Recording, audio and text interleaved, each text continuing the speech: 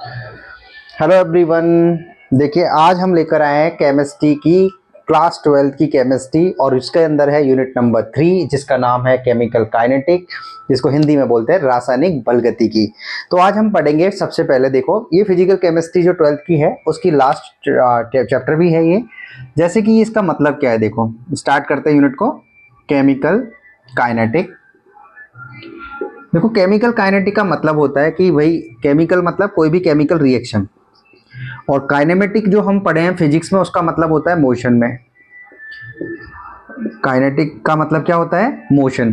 Physics के अंदर हम नॉर्मली सुनते भी हैं काइनेटिक मतलब मोशन में। केमिकल रिएक्शन का मोशन, अगर हम इनको जोड़ दे दोनों को तो इसको हम बोलते हैं मोशन। और मोशन को ही हम हिंदी में एक वर्ड और बोल सकते हैं, इसका नाम है रेट। क्या बोल सकते हैं मोशन को? रेट भी बोल सकते हैं। तो रेट ऑफ, इन दोनों को जोड़ दें तो हम बोलेंगे रेट ऑफ केमिकल जो रिएक्शन है, जिस ब्रांच के अंदर हम इसको पढ़ते हैं। तो अब जैसे देखो, केमिकल रिएक्शन की जो रेट है, रेट का मतलब होता है किसी टाइम के रेस्पेक्ट में वो कितनी जल्दी या देरी से हो रही है। तो अगर रेट ऑफ केमिकल रिएक्शन या तो फास्ट होगी, या तो रिएक्शन जल्दी जल्दी हो रही होगी, या स्लो हो रही होगी। तो जिस भी ब्रांच में केमिस्ट्री की में ऐसे किया जाता है उस ब्रांच को केमिस्ट्री को क्या बोलते हैं? Chemical kinetic. तो देखिए एक बार देखेंगे केमिकल काइनेटिक का मतलब क्या है। केमिकल का मतलब होता है कि भाई कोई भी केमिकल जो हमारे पास रिएक्शन है। काइनेटिक को जब हमने देखा तो उसका मतलब है मोशन में। तो केमिकल रिएक्शन का मोशन, या हम बोल सकते हैं रेट। तो रेट ऑफ केमिकल रिएक्शन या तो फास्ट होगी या स्लो होगी। तो जिस ब्रांच में ऐसा होता है, तो केमिस्ट्री की ऐसी ब्रांच जिसके अंदर हम रेट ऑफ केमिकल रिएक्शन की स्टडी करते हैं, रेट ऑफ केमिकल रिएक्शन की स्टडी करते हैं, उस ब्रांच को केमिकल काइनेटिक कहते हैं। दोबारा सुनेंगे, केमिस्ट्री की ऐसी कोई भी ब्रांच जिसके अंदर हम रेट ऑफ केमिकल रिएक्शन पढ़ते हैं उसको हम बोलते हैं केमिकल काइनेटिक। रासायनिक बलगतिकी क्या चीज है? रसायन विज्ञान की कोई भी वह शाखा जिसके अंतर्गत हम अभिक्रिया के वेग की, अभिक्रिया का, इसको हिंदी में बोलते हैं दर। जैसे यहाँ तो केमिकल रिएक्शन का मतलब तो अभिक्रिया का वेग, अभिक्रिया के वेग की दर। तो रसायन विज्ञान की वह शाखा जिसके अंदर अभिक्रिया के वेग की दर का अध्ययन हम करते हैं, उस ब्रांच को, शाखा को हम क्या बोलते हैं? रासायनिक बलगतिकी। यह इंट्रोडक्शन समझ आया होगा। देखो रासायनिक बलगतिकी, इसके अंदर हम रेट ऑफ केमिकल रिएक्शन पढ़ेंगे। हालांकि हम आगे चल के पढ़ेंगे रेट ऑफ रिएक्शन क्या होता है, बट हमने इसको तोड़ के देखा। तो जैसे ऐसी ब्रांच जिसके अंदर क्या होता है, केमिकल रिएक्शन का रेट का स्टडी करते हैं, उस ब्रांच को हम बोलते हैं केमिकल काइनेटिक। समझ आ गया होगा। जो भी हम पढ़ रहे हैं वो पूरा का पूरा एनसीईआरटी पे बेस्ड है, और जो एनसीईआरटी जहां भी काम आती है, चाहे वो राजस्थान बोर्ड हो, चाहे कोई सा भी बोर्ड हो, चाहे सीबीएसई हो, उन सब में ये काम आने वाला। पहले हम थ्योरेटिकल कॉन्सेप्ट क्लियर कर रहे हैं, उसके बाद इन सब के एनसीईआरटी के सारे क्वेश्चन सॉल्व करेंगे। तो एक बार इसकी डेफिनेशन लिख लेते हैं। रेट ऑफ क्या है भाई ये? तो केमिकल काइनेटिक, अगर मैं इसको लिखूं chemical kinetic, chemical kinetic is the branch of chemistry. Chemical kinetic is the branch of chemistry in which we can study about rate of chemical reaction and factor affecting, भाई कौन कौन से factors को affect करेंगे? Factor affecting rate of chemical reaction is known as chemical kinetic। देखो इसको मैंने एक बार प्रॉपर तरीके से लिख दिया है ताकि हमारे नोट्स भी साथ साथ बनते रहें। chemical kinetic is the branch of chemistry in which we can study about the rate of reaction, rate of chemical reaction and factor affecting the rate of chemical reaction is known as chemical kinetic। इसी को हिंदी में अगर लिखना हो तो हिंदी में क्या लिखेंगे भाई? देखो हिंदी में लिखेंगे रसायन विज्ञान की वह शाखा, रसायन विज्ञान की वह शाखा जिसके अंतर्गत अभिक्रिया का वेग तथा वेग को प्रभावित करने वाले कारकों का अध्ययन किया जाता है। रासायनिक बलगतिकी, इसका लिखेंगे रासायनिक बलगतिकी कहलाती है। देखो हिंदी और इंग्लिश में हम ये दोनों चीजें पढ़ रहे हैं, हिंदी और इंग्लिश में हम साथ, देखो प्रॉपर डेफिनेशन लिख दी है, मीनिंग क्या था वो हमने समझ लिया है। तो अब इस उनको ये स्टार्ट करते हैं। तो रासायनिक बलगतिकी क्या है? रसायन विज्ञान की वह शाखा जिसके अंतर्गत हम अभिक्रिया के वेग और वेग को प्रभावित करने वाले कारकों का अध्ययन करते हैं, वो रासायनिक बलगतिकी है। Chemical kinetic is the branch of chemistry in which we can study about the rate of chemical reaction and factor affecting the chemical reactions. Factor affecting rate of chemical reaction is known as chemical kinetic. तो चलो start करते हैं। देखो ये तो हमने सिर्फ one word में डेफिनेशन, इसके मतलब को समझा कि ये क्या चीज होती है। अब इसका हम थोड़ा सा बेसिक पार्ट समझते हैं, क्योंकि हमें इनकी जरूरत पड़ेगी, जैसे Gibbs free energy, entropy, enthalpy, इन सारी चीजों की जरूरत पड़ेगी। एक बार नोट करो, उसके बाद चलते हैं।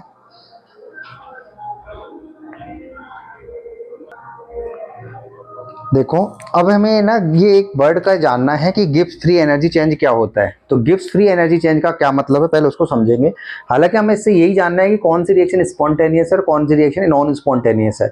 लेकिन हम एक बार इसकी प्रॉपर डेफिनेशन लिख लेते हैं, ताकि हमको ये बार बार, हालांकि ये हमारे 11th में आती है थर्मोडायनेमिक्स के अंदर। तो अभी हम इसकी सिर्फ डेफिनेशन लिख के खत्म करते हैं इसको। तो इसकी डेफिनेशन है, it is the available energy, it is the available energy to do useful work during chemical reaction it is the available energy to do useful work during chemical reaction at a constant temperature and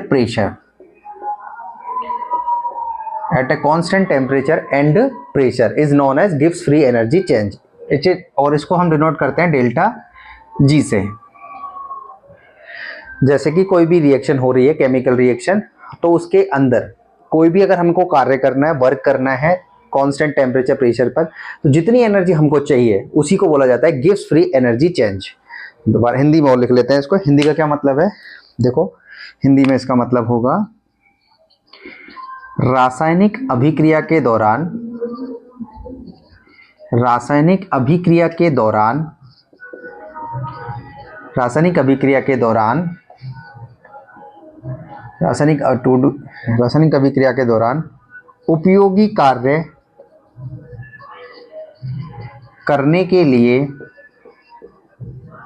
उपयोगी कार्य करने के लिए उपलब्ध ऊर्जा Gibbs मुक्त ऊर्जा परिवर्तन कहलाती है। दोबारा सुनेंगे। कोई भी केमिकल रिएक्शन हो रही है, उसके अंदर हम, अच्छा एक वर्ड रह गया हमारा इसमें हिंदी में, निश्चित ताप व दाब पर। ये सब कब होता है? निश्चित ताप व दाब पर। तो निश्चित ताप व दाब पर रासायनिक अभिक्रिया के दौरान उपयोगी कार्य करने के लिए उपलब्ध ऊर्जा गिब्स मुक्त ऊर्जा परिवर्तन कहलाता है। अगर कोई केमिकल रिएक्शन हो रही है और अगर उसका टेम्परेचर एंड प्रेशर कांस्टेंट है, तो उसके लिए हमें अगर मान लो कोई वर्क करना है, तो जितनी एनर्जी हमें चाहिए उसको बोला जाता है गिब्स फ्री एनर्जी चेंज। ये इसकी डेफिनेशन हो गई है। इसके बाद इसका यूज क्या है? यूज सबसे इंपॉर्टेंट है। यूज का मतलब है, ये हमें ये बताता है सिर्फ कि कौन सी रिएक्शन स्पॉन्टेनियस है और कौन सी रिएक्शन नॉन स्पॉन्टेनियस है। तो इसके एक पॉइंट ये भी लिखते हैं जो कि काम का है हमारा, यही हमें यूज करना है। तो लिखेंगे, it helps us to determine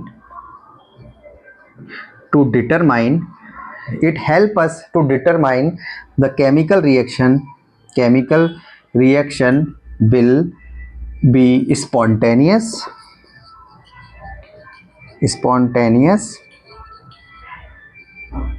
और नॉन स्पॉन्टेनियस।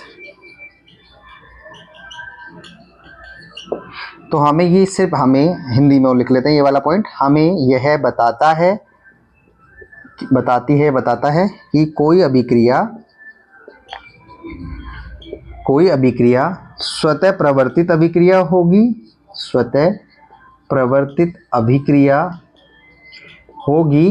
या अस्वतः प्रवर्तित अभिक्रिया होगी। तो हमें ये सिर्फ याद रखना है कि जो गिब्स फ्री एनर्जी, तो समझ आ गया होगा गिब्स फ्री एनर्जी का क्या मतलब है। गिब्स फ्री एनर्जी चेंज का मतलब होता है कि केमिकल रिएक्शन के दौरान कांस्टेंट टेम्परेचर प्रेशर पर जो भी हमें वर्क करना पड़ता है, तो उसके लिए जो एनर्जी चाहिए, that is called Gibbs free energy change. दूसरी बात, कोई भी रिएक्शन अगर हमको ये बताना है स्पॉन्टेनियस है कि नॉन स्पॉन्टेनियस है, तो उसके लिए हमें किसका यूज करना पड़ेगा, गिब्स फ्री एनर्जी चेंज का। तो गिब्स, अगर हम देखें कि इसमें दो वर्ड हमारे पास आए हैं, एक तो है स्पॉन्टेनियस और दूसरा है नॉन स्पॉन्टेनियस। हिंदी में इसको बोला जाता है स्वतः प्रवर्तित अभिक्रिया और दूसरा नाम है अस्वतः प्रवर्तित अभिक्रिया। स्पॉन्टेनियस रिएक्शन का मतलब होता है जो नेचुरली हो जाती है, जैसे कि रस्टिंग ऑफ द आयरन, लोहे पर जो जंग लगता है वो अपने आप से होता है, उसमें कोई कुछ नहीं करता। लेकिन अगर मान लो किसी बैटरी को चार्ज करना है तो हमें इलेक्ट्रिकल एनर्जी उसको देनी पड़ती है, तो इसका मतलब वो नेचुरली नहीं होगी। तो a reaction that occur naturally is known as spontaneous, और a reaction that does not occur naturally that is called non spontaneous reaction. एक बार हम लिखेंगे नॉन स्पॉन्टेनियस और नॉन स्पॉन्टेनियस को, लेकिन उससे पहले ये लिख लें गिब्स फ्री एनर्जी का मतलब क्या है, यूज क्या है। अब हम लिखते हैं स्पॉन्टेनियस और नॉन स्पॉन्टेनियस। देखो स्पॉन्टेनियस का मतलब क्या है वो भी लिखते हैं।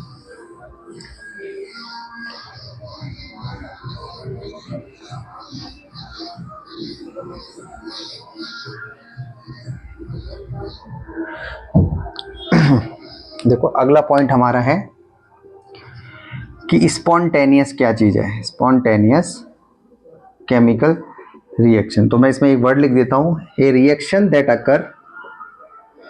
अकर नेचुरली, वह अभिक्रिया जो स्वतः होती है, अपने आप से होती है, स्वतः होती है, उसे हम बोलते हैं ये। और नॉन स्पॉन्टेनियस क्या होता है, नॉन स्पॉन्टेनियस केमिकल रिएक्शन यहाँ डज नॉट आ जाएगा। ए reaction that occur does not naturally, उसे हम बोलते हैं नॉन स्पॉन्टेनियस। जैसे कि अगर हमको इसका एग्जाम्पल बताना हो स्पॉन्टेनियस का, इसको हिंदी में क्या बोलते हैं, स्वतः प्रवर्तित अभिक्रिया, और इसको क्या बोलते हैं, अस्वतः प्रवर्तित अभिक्रिया। तो अगर हमको इसका एग्जाम्पल देना है तो सबसे अच्छा है रस्टिंग ऑफ द आयरन। एक एक एग्जाम्पल लिख लेते हैं।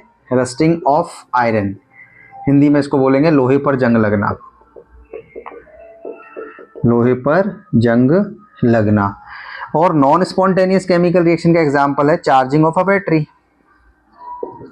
Charging of a battery. और भी हो सकते हैं जैसे इलेक्ट्रोलाइसिस ऑफ वाटर, उसमें हमें करंट सप्लाई करनी पड़ेगी। इलेक्ट्रोलाइसिस ऑफ वाटर, जल का विद्युत अपघटन जो होता है इसके अंदर। स्पॉन्टेनियस हमको समझ आ गया होगा।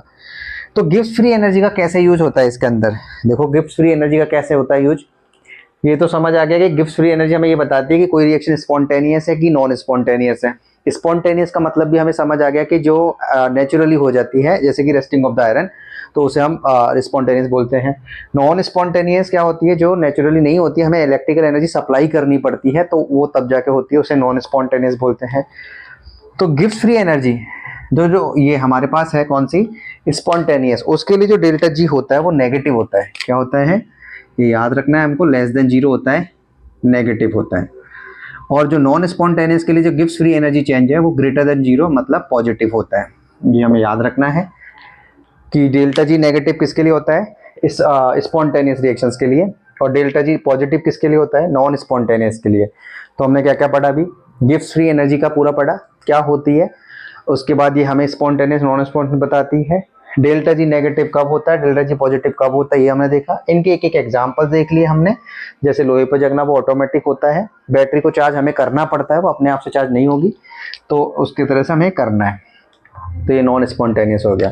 गिब्स फ्री एनर्जी के बारे में कुछ और पॉइंट लिख लेते हैं ताकि हमको याद रहे वो, हालांकि थर्मोडायनेमिक्स का पार्ट है लेकिन हम लिख लेते हैं क्योंकि ये चल रहा है। डेल्टा जी बराबर एक फॉर्मूला और होता है delta H minus T into delta S, ये इसका पूरा ओरिजिन फार्मूला है। जहां पर डेल्टा जी किसको दिखाता है, ये तो यही है Gibbs free energy change, Gibbs free energy change को दिखाता है। दूसरा डेल्टा एच क्या है, ये एच होता है चेंज इन एंथैल्पी। देखो ये थर्मोडायनेमिक्स की टर्म्स है, सारी केमिस्ट्री में पढ़ा होगा हमने 11th में। और टी हमारा है टेम्परेचर, तापमान, जो कि केल्विन में लिखा गया है। और डेल्टा से होता है चेंज इन एंट्रोपी। क्या होता है, चेंज इन एंट्रोपी। अब ये क्या होता है, ये सब हमको पता होना चाहिए। हिंदी में इनको एक बार लिख लेते हैं। हिंदी में इसका क्या मतलब है, इसका तो वही है गिब्स फ्री एनर्जी का जो ऊपर लिखा है, गिब्स मुक्त ऊर्जा परिवर्तन, गिब्स मुक्त ऊर्जा परिवर्तन। चेंज इन एंथैल्पी, एंथैल्पी को एंथैल्पी ही बोलते हैं, एंथैल्पी में परिवर्तन।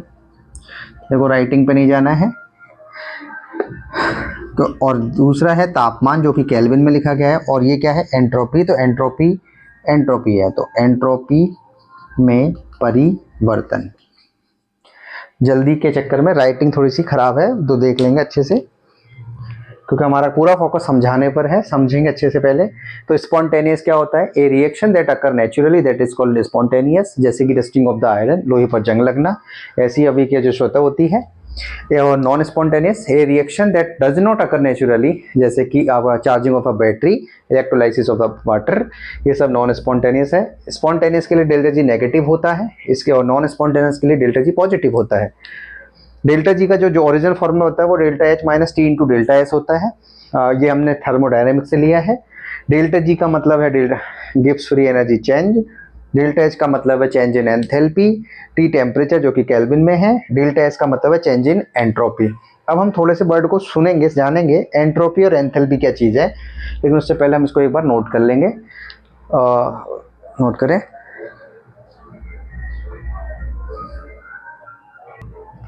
देखो गिब्स फ्री एनर्जी चेंज जो है हमारे पास, उसका एक इलेक्ट्रोकेमिस्ट्री जो हमारी पिछली यूनिट है उसमें भी यूज है, तो उसको एक बार यहाँ भी लिख लेते हैं। डेल्टा जी का हम ये जो गिब्स फ्री एनर्जी पढ़ रहे हैं वो पढ़ रहे हैं इलेक्ट्रोकेमिस्ट्री के अंदर, इलेक्ट्रोकेमिस्ट्री। विद्युत रसायन के अंदर जो डेल्टा जी का फॉर्मूला होता है वो होता है माइनस का N into F into E cell. एक एक टर्म्स को हम जान लेते हैं कि कौन क्या चीज है। एन का मतलब होता है नंबर ऑफ इलेक्ट्रॉन ट्रांसफर,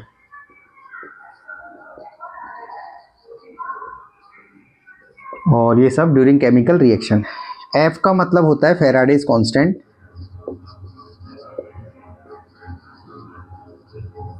और ई सेल का मतलब होता है पोटेंशियल, सेल पोटेंशियल। चलो electron transfer during chemical reaction, Hindi में इनको लिख लेंगे स्थानांतरित होने वाले इलेक्ट्रॉनों की संख्या,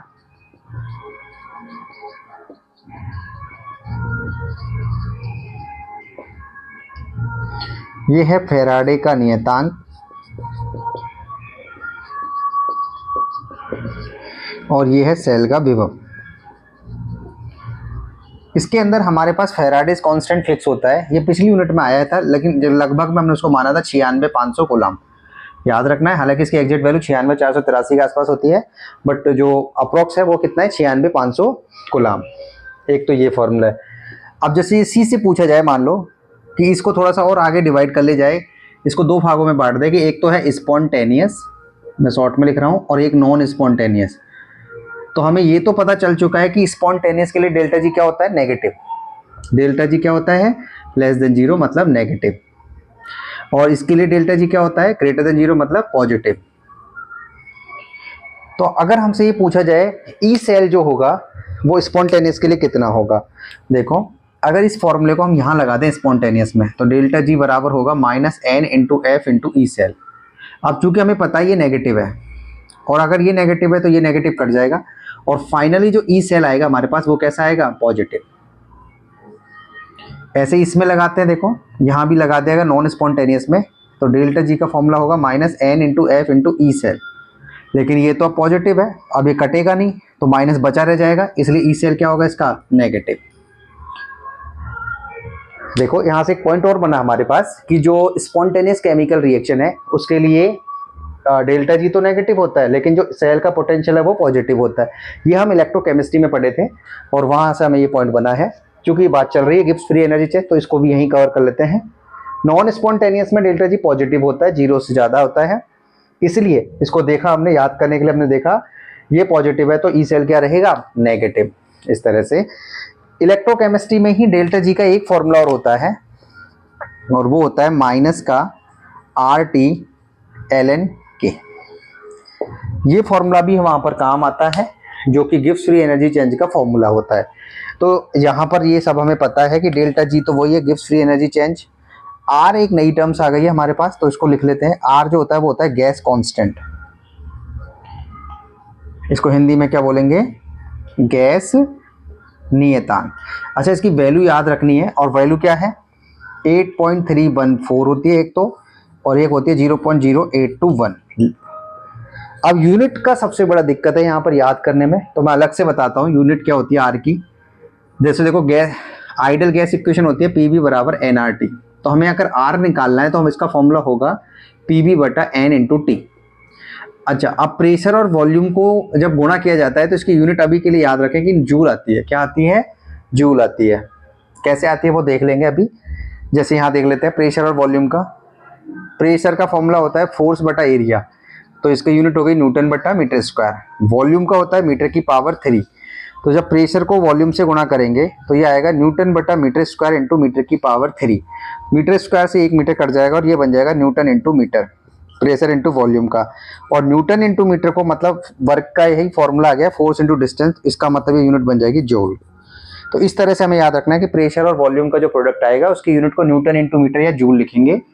एन तो मोल है तो मोल की जगह मोल लिखेंगे। टी का मतलब है केल्विन, तो इसकी एक यूनिट क्या आ गई है? जूल बटा मोल इंटू केल्विन। तो जो जब यूनिट आती है हमारे पास जूल, ऊपर ले जाएंगे तो देखो क्या बन जाएगा? ये joule mole inverse kelvin inverse.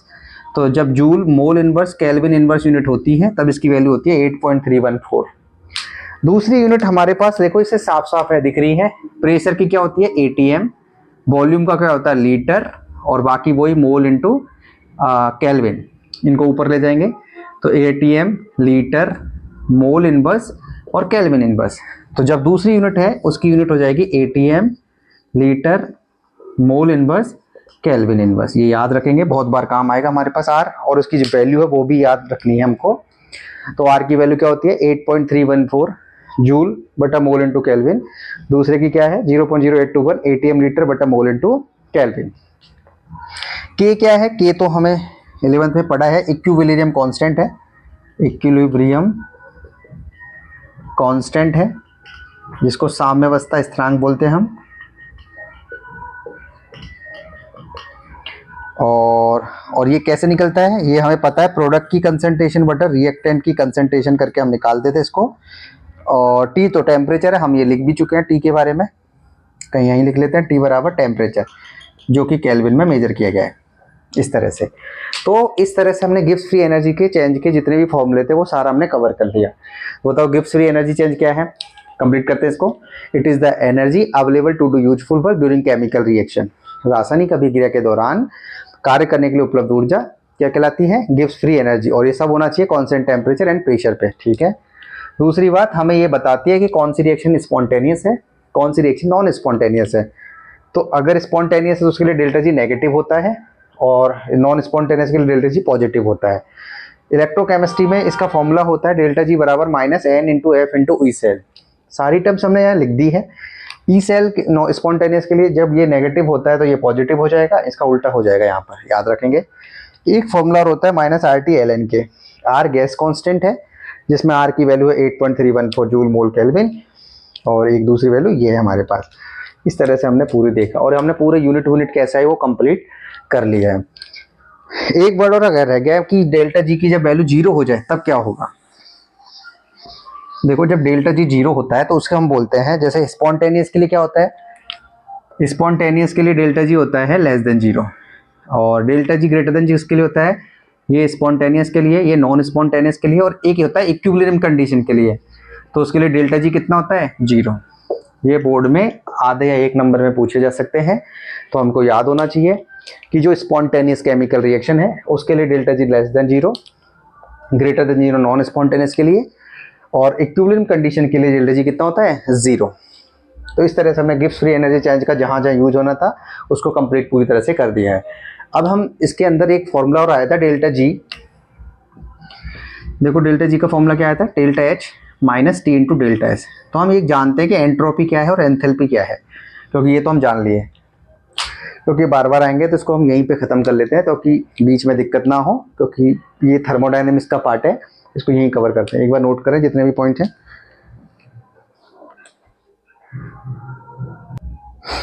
देखो एक टर्म्स हमारे पास आया अभी गिब्स फ्री एनर्जी जब हमने पढ़ा तो उसमें एक वर्ड आया हमारे पास एंट्रोपी।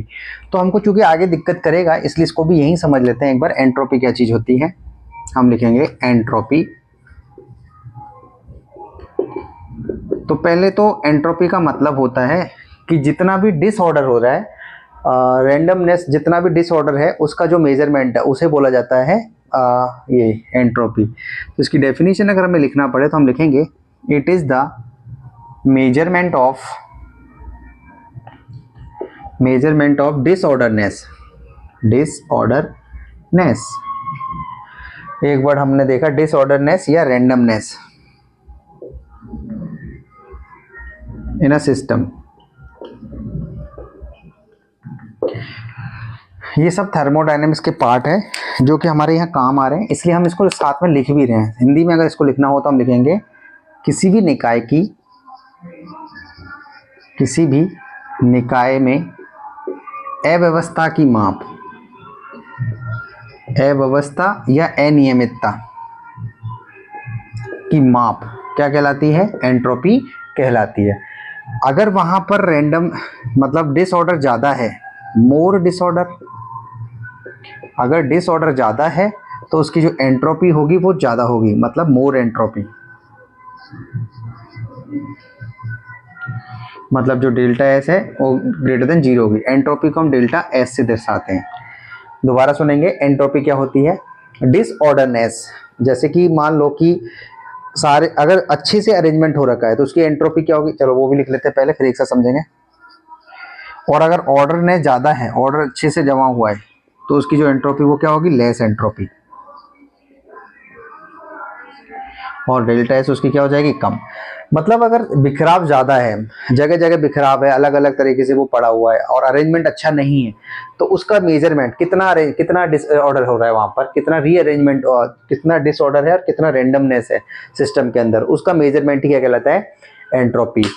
जैसे कोई काफी चीजें अलग अलग जगह पड़ी है, जैसे देखो अगर ये देखें अगर हम, तो ये यहाँ पर ऑर्डर है कि इसके बाद ये है और एक इस तरह से हो जाए, ये इस तरह से, तो यहाँ पर और जो डिसऑर्डर है वो बहुत ज़्यादा है तो इसकी एंट्रोपी ज़्यादा होगी, इसकी एंट्रोपी कम होगी। अगर ऑर्डर के साथ जमा हुआ है तो अगला पॉइंट हमने यही लिखा है, देखो डिसऑर्डर अगर ज़्यादा है तो उसकी एंट्रोपी ज़्यादा होगी, और अगर ऑर्डर के हिसाब से ज़्यादा ऑर्डर ज़्यादा है तो वहाँ पर एंट्रोपी उसकी कम होगी, पॉजिटिव और नेगेटिव। एंट्रोपी समझ आ गया होगा। हम इसको शॉर्ट में पढ़ रहे हैं। एंट्रोपी क्या चीज़ है यहाँ पर, एंट्रोपी होता है मेजरमेंट ऑफ द डिसऑर्डरनेस और रेंडमनेस इन अ सिस्टम। किसी भी निकाय के अंदर अव्यवस्था या अनियमितता का माप जो होता है वो क्या कहलाता है, एंट्रोपी। अगर डिसऑर्डरनेस ज्यादा है तो उसकी एंट्रोपी ज्यादा होगी, ये याद रखना है। अगर उसका उल्टा पॉसिबल है कि अगर ऑर्डर अच्छा है तो वहां पर उसकी एंट्रोपी कम हो जाएगी। जैसे इसके एग्जांपल्स हम देखते हैं।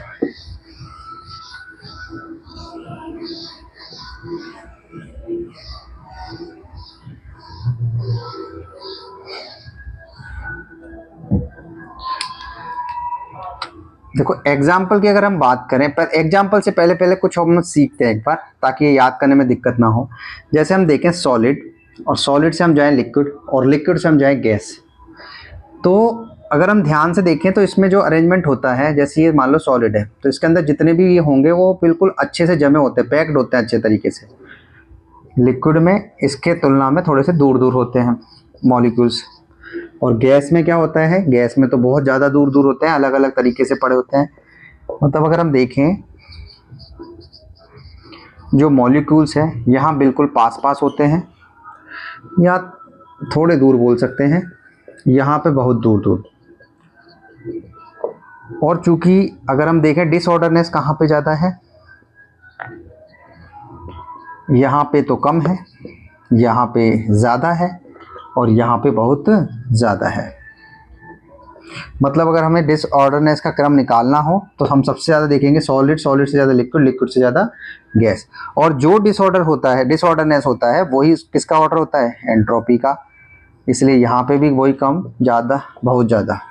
तो इसका भी जो ऑर्डर हो जाएगा वो क्या हो जाएगा, लिक्विड, लिक्विड से ज़्यादा। तो सबसे ज़्यादा एंट्रोपी किसकी होती है, गैस की, कंपेयर टू लिक्विड और सॉलिड से।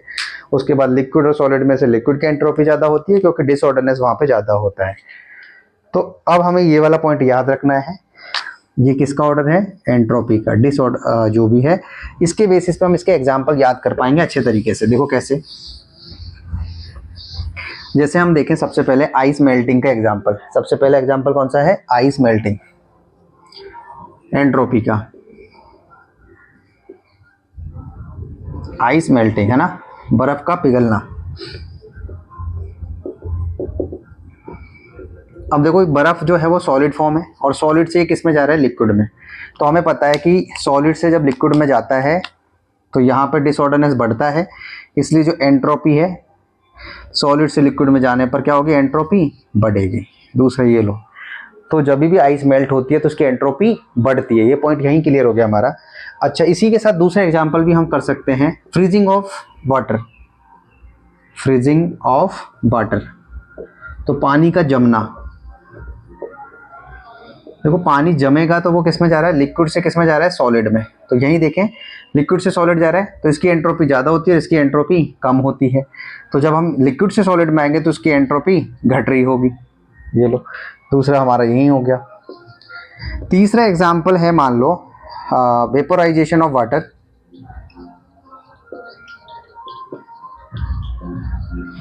तो उसमें क्या होता है भाई, वेपोराइजेशन, लिक्विड किस में जा रहा होता है, गैस में, और लिक्विड गैस में जाएगा तो क्या होगा, यहाँ से देख के बताएं, एंट्रोपी ज़्यादा की तरफ बढ़ रहे हैं तो इसका मतलब एंट्रोपी वहाँ पर क्या हो जाएगी, बढ़ जाएगी, क्योंकि सबसे ज़्यादा एंट्रोपी किसकी होती है, गैस की।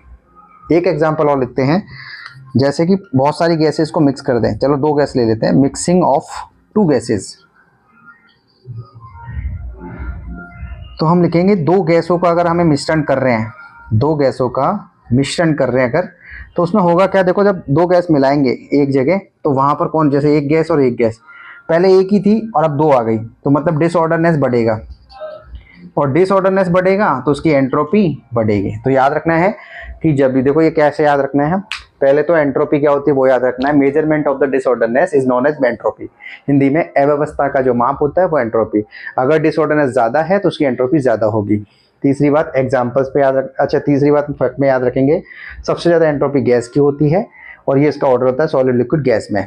इसी के थ्रू हम इसको एग्जाम्पल्स को याद रखेंगे। जब भी आइस मेल्ट होती है उसकी एंट्रोपी बढ़ती है, जब वाटर फ्रीज होता है तो वो एंट्रोपी घटती है, 2 गैसेस को मिलाने पर उसकी एंट्रोपी हमेशा बढ़ती है, और तीसरा वेपोराइजेशन जब होता है वाटर का तो भी एंट्रोपी बढ़ती है। तो ये हमारा पूरा कंप्लीट हुआ एंट्रोपी के बारे में।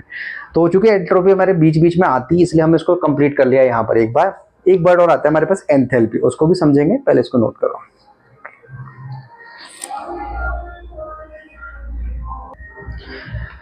तो देखो अगली टर्म्स हमारे पास है एंथैल्पी के बारे में। अगली टर्म्स हमारे पास कौन सी है, एंथैल्पी। तो देखो एंथैल्पी भी हम समझते हैं, एंथैल्पी क्या चीज होती है।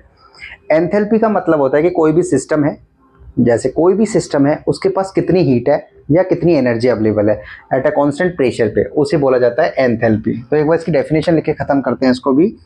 तो it is the total heat और energy of a system at a constant pressure,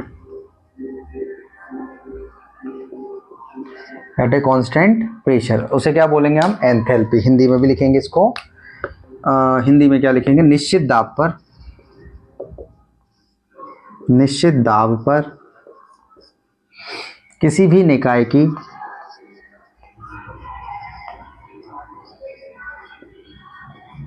किसी निकाय में उपलब्ध कुल ऊष्मा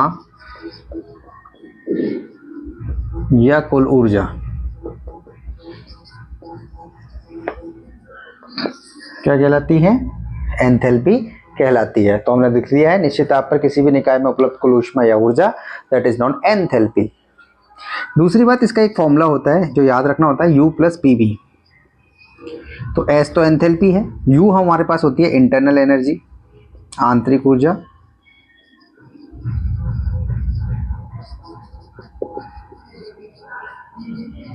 और P प्रेशर और वॉल्यूम का गुणनफल होता है वर्क डन, किया गया कार्य सिस्टम वगैरह में। तो ये भी एक एंथैल्पी का फॉन्ट हो गया हमारे पास। तो एंथैल्पी क्या चीज होती है, देखो एंथैल्पी कुछ नहीं है, एंथैल्पी टोटल हीट और total energy of a system at a constant pressure is known as enthalpy. दूसरी बात, इंटरनल एनर्जी और वर्क डन का जो सम होता है उसे भी एंथैल्पी कहा जाता है। हमारे पास केमिकल रिएक्शन 2 टाइप की होती है, एक तो एंडोथर्मिक और एक होती है एक्सोथर्मिक। देखो इसको भी यहीं समझते हैं हम एक पॉइंट को, हमारे पास दो रिएक्शन है हमारे पास, एक तो है एक्सोथर्मिक केमिकल रिएक्शन जिसको हम बोलते हैं ऊष्माक्षेपी अभिक्रिया, और एक रिएक्शन और है हमारे पास जिसका नाम है एंडोथर्मिक केमिकल रिएक्शन, जिसका नाम है दूसरे का ऊष्माशोषी अभिक्रिया। तो देखो ऊष्मा, एक्सो का मतलब होता है आउट और थर्मिक का मतलब होता है हीट, आउट ये बोले या रिलीज बोले एक ही बात है। एंडो का मतलब होता है इन और थर्मिक मतलब हीट, इनका दूसरा बोल सकते हो ऑब्जर्व। तो देखो ऐसी केमिकल रिएक्शन जिसमें हीट क्या होती है, रिलीज होती है, हीट अगर उसमें रिलीज होती है तो उसको हम बोलते हैं एक्सोथर्मिक रिएक्शंस। और ऐसी रिएक्शन जिसमें हीट अब्जॉर्ब होती है, हीट अब्जॉर्ब होती है, उस अवशोषित होती है, उसे हम बोलते हैं ऊष्मा शोषित। तो ये हमें पहले से भी पता है एक्सोथर्मिक क्या रिएक्शन होती है, a reaction in which heat release is known as exothermic, a reaction in which heat absorb is known as endothermic. दूसरी बात हिंदी में भी बिल्कुल सिंपल है, छेपी का मतलब होता है ऊष्मा का उत्पन्न होना, मुक्त होना, और ऊष्मा का अवशोषण होना, उसको कहते हैं ऊष्मा शोषी। तो जो हमें याद रखना है वो याद रखना है कि इसके लिए जो एक्सोथर्मिक है उसके लिए जो डेल्टा एच होता है वो नेगेटिव होता है, ये सबसे इंपॉर्टेंट है। एंथैल्पी में जो चेंज नेगेटिव होता है वो किसके लिए होता है, एक्सोथर्मिक रिएक्शंस के लिए। और दूसरा है हमारे पास एंडोथर्मिक, उसके लिए जो डेल्टा एच होता है वो ग्रेटर देन 0 होता है, मतलब पॉजिटिव होता है। तो इस तरह से हमें को ये याद रखना है, तो इस तरह से याद रखेंगे एक्सोथर्मिक एंडोथर्मिक। एक्सोथर्मिक के लिए डेल्टा एच क्या होता है, नेगेटिव, और एंडोथर्मिक के लिए डेल्टा एच क्या होता है, पॉजिटिव। अगर हमसे पूछा जाए कि एंट्रोपी क्या है, तो एंट्रोपी हम बोलेंगे मेजरमेंट ऑफ डिसऑर्डरनेस। एंथैल्पी पूछे तो एंथैल्पी में हम बोलेंगे टोटल हीट और energy of a system at a constant pressure. Gibbs free energy change हमसे पूछे तो available to do, it is a energy available to do useful work at a constant temperature pressure, ये हम सब पढ़ चुके हैं।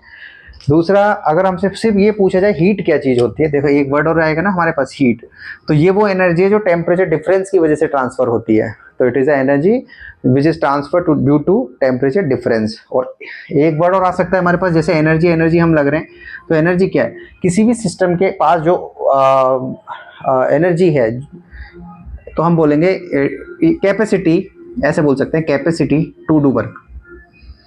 किसी भी सिस्टम के अंदर कार्य करने के लिए जो क्षमता होती है उसे क्या बोलते हैं हम, ऊर्जा। तो इस तरह से ऊर्जा, ऊष्मा, enthalpy, entropy, gives free energy change, और इसका जो बेसिक पार्ट था वो हमने आज कंप्लीट किया है। कल हम इस यूनिट को प्रॉपर तरीके से चालू करेंगे। आज की क्लास में हमने इंट्रोडक्शन और बेसिक आइडियाज सारे ले लिए हैं, ताकि ये क्वेश्चंस हमारे पास आएंगे तो हम अच्छे से कर पाएंगे। अगर आपको वीडियो अच्छे लग रहे हैं, लाइक शेयर सब्सक्राइब करते रहें, ताकि ये पूरा कोर्स हम अच्छे से लाते रहें। Thank you.